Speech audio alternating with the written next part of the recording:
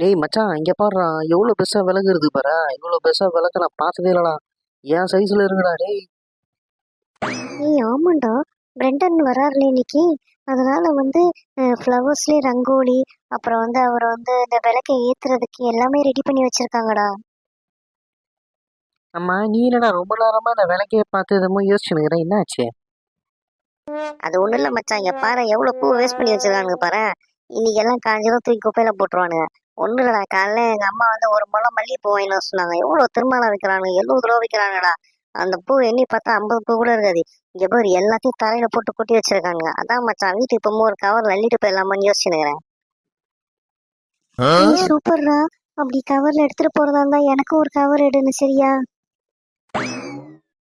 இங்க பாரு, இது ஒரு கேங்கு. எரிச்சலா தான் வருது. அவன் கிளைண்ட் வரானே, என்ன சொல்ல போறான், என்ன செய்ய போறான்னு கடுப்புல இருக்காங்க. இவளுக்கு இந்த பலூன் எல்லாம் கட்டி விட்டுட்டு இதுல நின்று போட்டோ எடுத்துட்டு இருக்கிறாளுங்க. இவளுகளை வச்சு என்ன பண்றது? இதுக்குன்னே செட்டா ஒரு சில கேங்கு சுத்தின்னு தான் இருக்குது.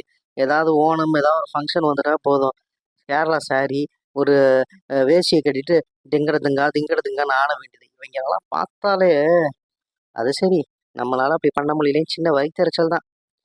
பண்ணிட்டு போ. ஏமா என்னம்மா பண்ற? அண்ணா, நான் ஃப்ரெஷ்ஷாக தான் ஜாயின் பண்ணியிருக்கேண்ணா. இந்த பலூன்ஸ் இந்த டெக்கரேஷன்லாம் சூப்பராக இருக்கா. அதனால தான் ஒரு செல்ஃபி எடுத்துட்டு என்னோட ஃபேஸ்புக்லேயும் இன்ஸ்டாகிராம்லேயும் போடலான்னு இருக்கேண்ணா. அதானே பார்த்தேன். என்னடா இன்னும் அண்ணான்னு கூப்பிடலையேன்ட்டு.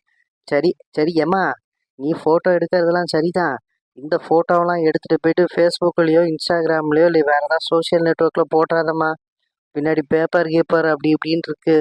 அது வந்து செக்யூரிட்டி அப்படின்னு சொல்லி கம்ப்ளைண்ட் கொடுத்துட்டாங்கன்னா உன் ப்ரொபேஷன் பீரியட் முடியறதுக்குள்ளேயே உன்னை தூக்கிடுவாங்க, பார்த்துக்க.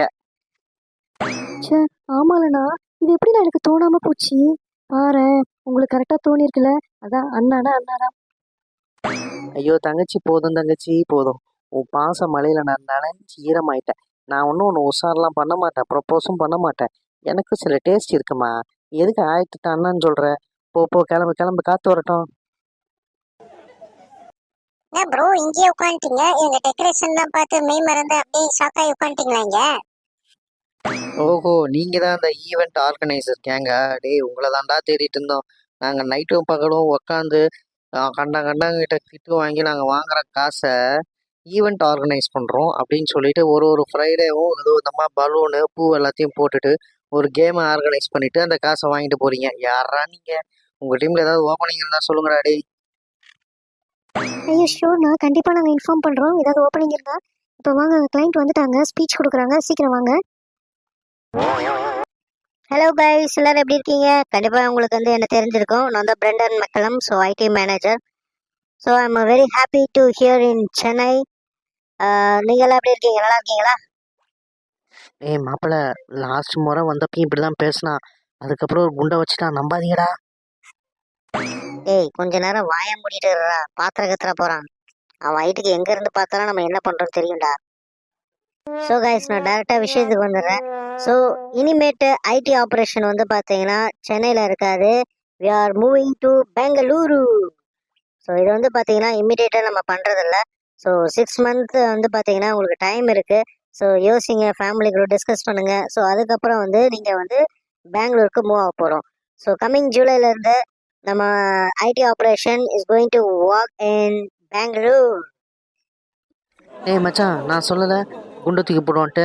பண்ணிட்டான் பத்தியா? கேட்போம், அடுத்து என்ன சொல்றான்னு கேட்போம். Okay guys, I can understand. இப்போ உங்கள் மைண்டில் நிறைய விஷயங்கள் ஓடிட்டு இருக்கோம். ஸோ அங்கே பெங்களூருக்கு போனால் எங்கே ஸ்டே பண்ணுறது, எப்படி இங்கேருந்து அங்கே ஃபேமிலியை மூவ் பண்ணுறது, ஸோ மூவ் பண்ணுறதால அட்வான்டேஜா, இன்னும் எவ்வளோ நாள் கம்பெனி இங்கே இருக்கும்னு தெரியல. இந்த மாதிரி நிறையா விஷயங்கள் உங்கள் மைண்டில் ஓடிட்டு இருக்கோம். ஸோ நம்ம ஹெச்ஆர் கூட வந்து 1-to-1 இன்ட்ராக்ட் செக்ஷன் இருக்குது. ஸோ அங்கே வந்து உங்களோட டவுட் எல்லாமே நாங்கள் கிளியர் பண்ணுறோம். ஸோ நவ் நீங்கள் லன்ச் போகலாம். லன்ச் முடிஞ்சிட்டோன்னே you will get a call from us for 1-to-1 interaction. Thanks guys, have a great day. டேய் மச்சான், நீ சொன்ன மாதிரியே ஒட்டகச்சவிங்க வந்தா ஒரு குண்டை தூக்கி போட்டான்டா. என்னடா சென்னையில இருந்து பெங்களூர் போகுதுன்றா சடனா? ஐயோ எனக்கு மண்டையில ஒண்ணுமே ஓடல மச்சான். மச்சான், எனக்கும் பிளாங்காக தான் இருக்கு. ஃப்ரீயா விடு, ஹெச்ஆர் கூட 1-to-1 இருக்குல்ல, அதில் தான் கேட்டு பார்ப்போம். ஏன்னா பேப்பர் போட்டுடலாம் மச்சான். இப்போ தானே 2 மாசத்துல கிடைச்சிட போது. 2 மாசத்துல நம்ம நோட்டீஸ் பீரியடை சர்வே பண்ணிட்டு அவங்க அங்கே பெங்களூர் போகிற அன்னைக்கு நம்ம அந்த கம்பெனி விட்டு போய் மாஸ்க் காட்டுறோம்னா சொல்கிறேன் நீ. ஆமாண்டா, அதுவும் அதுதான்டா. ஃபர்ஸ்ட் எஸ்ஆர் கிட்ட பேசி பார்ப்போம். அவங்க சரிப்பட்டு வரலன்னா நம்ம பேப்பர் போட்டு வேற கம்பெனி போயிடலாம். நம்ம கம்பெனியே இல்லை இந்த நாட்டுல. டேய், என்னடா மெய் மறந்து நான் பார்த்துட்டு இருக்கிறேன். ஒன்றும் இல்லைடா, 2 ஜிலேபியில் பட்டை ஜிலேபி ஒன்று இருக்குது, அதை தூக்கலாமா பார்த்துன்னுக்கிறேன். எல்லாம் ஓகே தானே உனக்கு? ஆனா இந்த ரணகணத்துலயும் உனக்கு ஒரு கிளுகிளுப்பு கேக்குது. டேய், அது எல்லாம் வந்து பட்டை ஜிலேபிலடா, பட்டு போன ஜிலேபிடா. வயசு 40 வயசுக்கு மேல ஆகுது. வாடா டேய். டியர் வியூவர்ஸ், இந்த வீடியோவோட கண்டினியூஷன் நெக்ஸ்ட் எபிசோட்ல வரும். மறக்காம சப்ஸ்கிரைப் பண்ணிட்டு பாருங்க. ஹெச்ஆரோட அட்ராசிட்டி இன்னும் பயங்கரமா இருக்கும். தேங்க்யூ, பாய்.